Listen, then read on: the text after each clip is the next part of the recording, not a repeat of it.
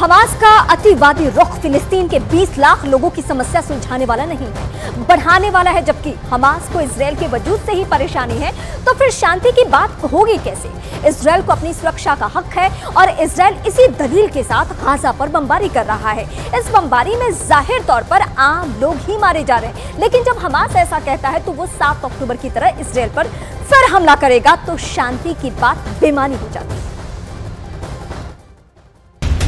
Hamas का ये अतिवाद ही उसे दुनिया की नजर में खूंखार बनाता है।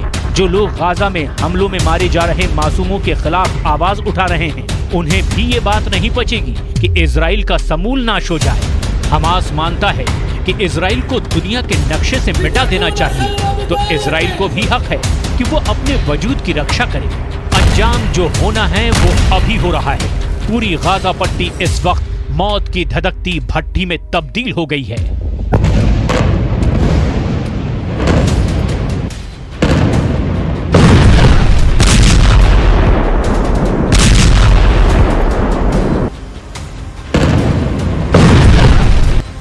अमेरिका में रिपब्लिकन पार्टी के राष्ट्रपति पद की उम्मीदवार बनने की रेस में शामिल निक्की हेली ने कहा, आतंकी खुद बता रहे हैं कि वो क्या हैं और क्या करना चाहते हैं। इसी वजह से जंग में तब तक सीजफायर नहीं हो सकता जब तक हमास का खात्मा न हो जाए।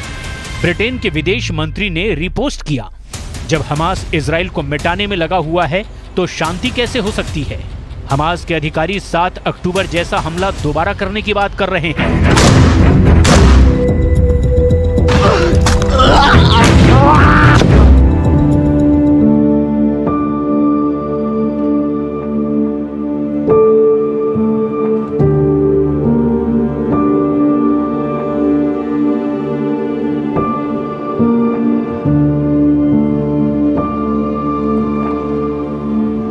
हमास इजराइल के बीच खूनी संघर्ष की संपूर्ण गाथा सालों और दशकों पुरानी है। इजराइल अरब देशों के बीच बसा वो देश है जो यहूदी बहुल है। इजराइल दुनिया में यहूदियों का एकमात्र देश है, लेकिन इजराइल की स्थापना के साथ ही अब तक किसी भी अरब देश ने इजराइल को बतौर देश मान्यता नहीं दी।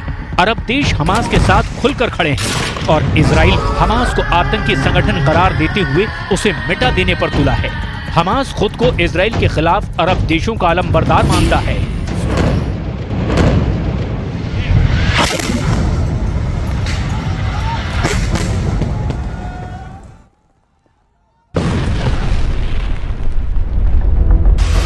हमास ने इजराइल के खिलाफ अपने ऑपरेशन को अल-अक्सा फ्लड नाम दिया है। इजरायली पुलिस ने अप्रैल 2023 में अल-अक्सा मस्जिद में ग्रेनेड फेंके थे। अल-अक्सा मस्जिद की देखरेख की जिम्मेदारी जॉर्डन के पास है। इस मस्जिद को मुसलमानों का तीसरा सबसे पवित्र स्थल माना जाता है। इजराइल पर हमले की शुरुआत के वक्त हमास के सैन्य कमांडर मोहम्मद दईफ ने जो कहा था, उसे फिर से जरूर सुनना और समझना चाहिए।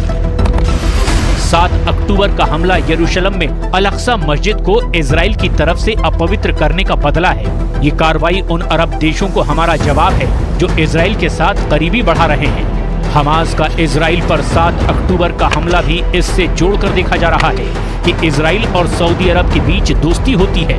सऊदी अरब इजराइल को मान्यता देता है तो बाकी अरब देशों के लिए मुश्किल हो जाएगी। ईरान, कतर, मिस्र, जॉर्डन, सीरिया, लेबनान और तुर्की जैसे देश इजराइल और सऊदी अरब के बीच किसी भी तरह के संबंधों के खिलाफ खड़े हैं। इजराइल के साथ हमास को दुश्मनी भारी पड़ रही है, लेकिन फिर भी हमास मान नहीं रहा है। हमास को अपने जिन हमदर्द देशों से मदद मिलने की उम्मीद थी, वो उम्मीद भी गाजा के आसमान में धुआं धुआं हो गई।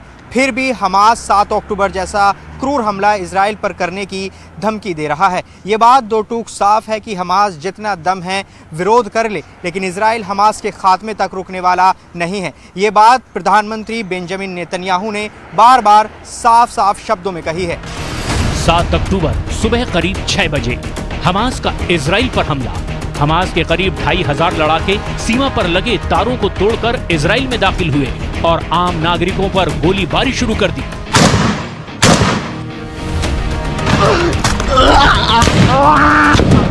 इस दौरान हमास कई इजरायलियों को बंधक बनाकर गाजा ले गए। हमास ने उस दिन इजराइल पर 5000 रॉकेट दागने का भी दावा किया था। हमले के कुछ ही देर बाद इजरायली सेना ने जवाबी कार्रवाई शुरू कर दी।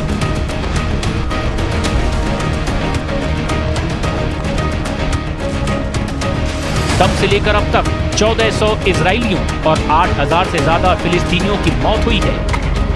हमास के किसी भी दावे में कोई दम नहीं है जब तक अमेरिका और पश्चिमी देश इजराइल के साथ खड़े हैं। इजराइल की ताकत का असर देखिए कि वो यूएन के महासचिव से भी इस्तीफे की मांग करता है। अमेरिका इजराइल की रक्षा के लिए लाल सागर से लेकर भूमध्य सागर तक बेड़ा उतारता है। इजराइल इस वक्त किसी की भी सुनने के मूड में नहीं है। जमीनी और हवाई हमलों में हमास के कई ठिकानों को तबाह करने के साथ ही अब इजराइल ने जंग को समुद्र की ओर भी बढ़ा दिया है।